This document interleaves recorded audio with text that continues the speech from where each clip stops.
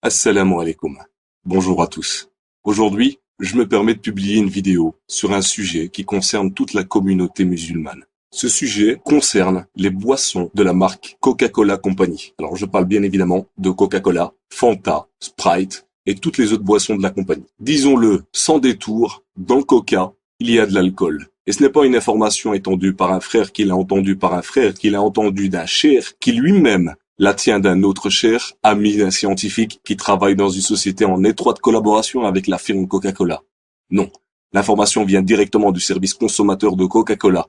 Et elle ne date pas du siècle dernier, elle date du mercredi 11 juillet 2007. En réponse à l'un des lecteurs du site Alkez, qui a eu la bonne idée de contacter Coca-Cola Company, puis de scanner la lettre qu'il a reçue, le service consommateur de Coca-Cola écrit noir sur blanc: c'est avec plaisir que nous vous confirmons que la boisson rafraîchissante sans alcool peuvent contenir d'infimes traces d'alcool provenant des arômes utilisés, entre parenthèses, des supports d'arômes. En effet, la quantité d'alcool présente dans nos boissons est toujours très faible et en tout cas toujours inférieure à 1,2 degré d'alcool présente dans nos boissons, soit 1,2% en volume. Seuil réglementaire pour les boissons sans alcool. Coca-Cola et les boissons de la même marque, Fanta, Sprite, contiennent de l'alcool ou peuvent contenir de l'alcool. Et même si le service client s'efforce de minimiser les choses en parlant de traces infimes, il avance un chiffre qui rend impossible toute objection. La quantité d'alcool peut atteindre 1,2% en volume. Autrement dit, une bouteille de Coca-Cola de 1,5 litre peut contenir jusqu'à 1,8 centilitres d'alcool. Vous imaginez? Et on sait très bien qu'il y en a qui sont accros au Coca-Cola. Ce chiffre va leur donner des idées de tout l'alcool qu'ils ont pu avaler. Alors si on fait la conversion entre la quantité d'un pack de bière, on a en effet vite fait de remplir des canettes de bière de 1,8 centilitres d'alcool. Alors plus sérieusement, ce qui m'a poussé à enregistrer cette vidéo, c'est le comportement de certains soi-disant musulmans. Il suffit d'ouvrir les yeux, d'aller dans les commerces et de voir si les musulmans vendent effectivement cette boisson. Et comme le disait un ami dans une autre vidéo, quand vous allez au supermarché, ouvrez les yeux, regardez, la communauté musulmane ne boit que du Coca-Cola. Et alors ce qui est le plus important, c'est que quand vous allez dans une mosquée, qu'est-ce qu'on vous sert? Du Fanta et du Coca-Cola au sein de la mosquée.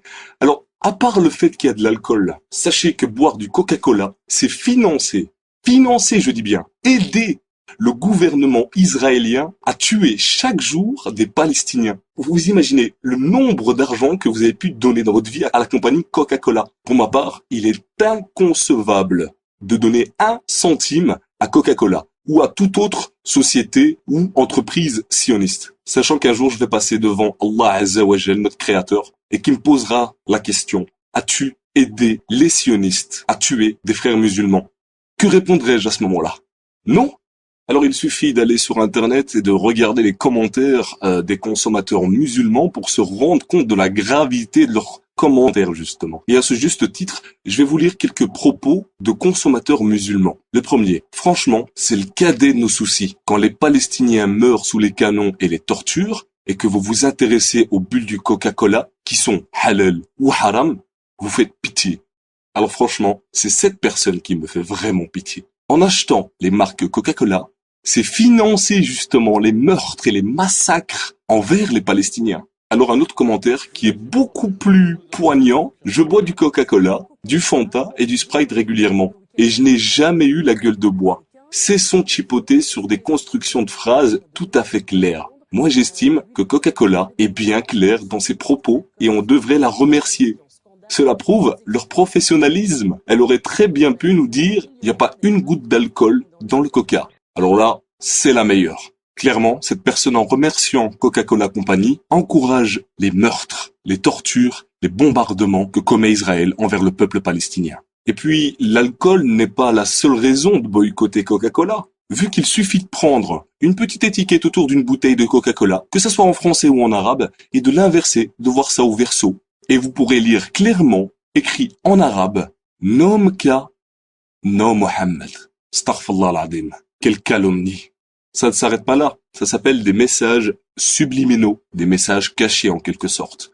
Là, je vous parlais de Coca-Cola. Vous pouvez prendre aussi Fanta, Sprite, et vous verrez clairement Shaitan, Satan, en train de tenir le monde entre ses mains, ou d'autres images où on voit la terre en feu. Des images comme ça, il en existe plein, et pas uniquement dans les marques Coca-Cola. Sachez-le bien. Et pour vous prouver que certains dirigeants de mosquées n'ont aucun scrupule, la mosquée de Paris certifie que Coca-Cola est halal. Et donc, soutient Coca-Cola. Je suis convaincu que la fin des temps approche à très grands pas. Il sera de plus en plus difficile de pratiquer sa religion.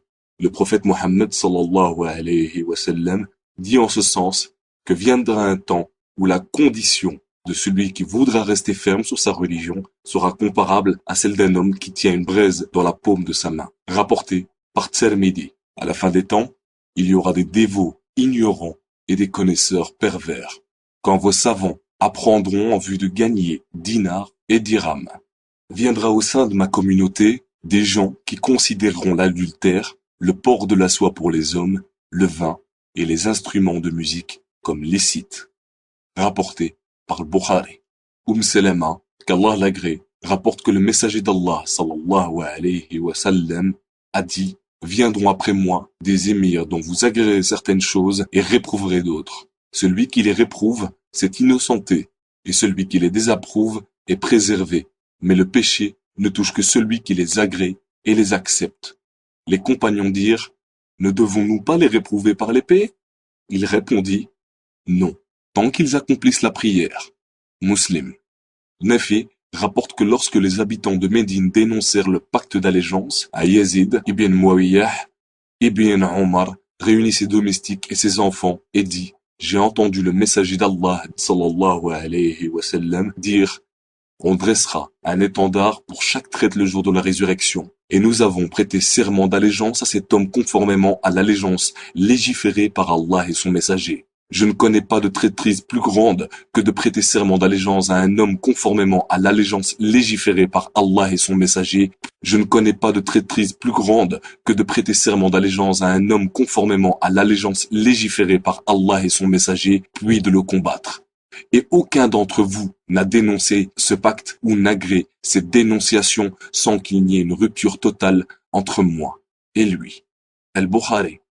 Chers frères, chères sœurs en islam, je vous conseille vivement d'aller faire vos propres recherches. Comme je dis souvent, une info vérifiée par soi-même vaut 10 000 infos. Barakallahu fikoum. Je vous remercie. Jazakumullahu khair. Assalamu alaikum.